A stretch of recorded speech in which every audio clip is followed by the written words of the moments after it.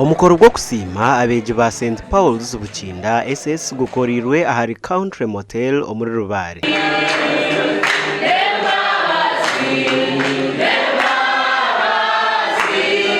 Okurigirira ahari bya Mukama enshomesensya neyetaaga abazaire kurambura abaana baabo aha mashomero kugira ngu bakakwasa kurungi. Bwenu nk'abazaire nitwenda ngu omuzaire ahori buri tamu tunga mwakaire otayayira ishomero abazaire obwi abingi nibaheruka bayohereza abaana y'ishomero kandi babategeza bari kwija bari kurura sente. John Bosco Ruhanga Simwe headmaster w'ishomero rya St Paul's Bukinda ashoborire ngu nibasima abo kusinga district ya Rukiga kandi bakakwata n'omwanya murungi omuyihanga.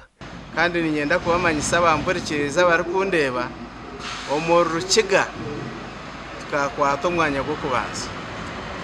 Rero omuri Kigezi region twatunga omwanya gwa kana.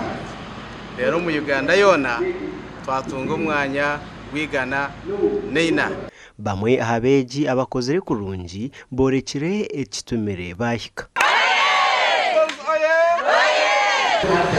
Cyo kubanza kose ni mu niruhanga kare akushaba kwitu turashaba mununga akushaba kwitu kare tikuturebiza kanyine mukaga na B3 chikaretwa abashomesa bitu na munonga hediti cyawitu Ruhanga Simwe John Bosco. Ishomero rya St Paul SS Bukinda ni rumwe aha mashomero agarukora kurungi omucyanga cya Kigezi.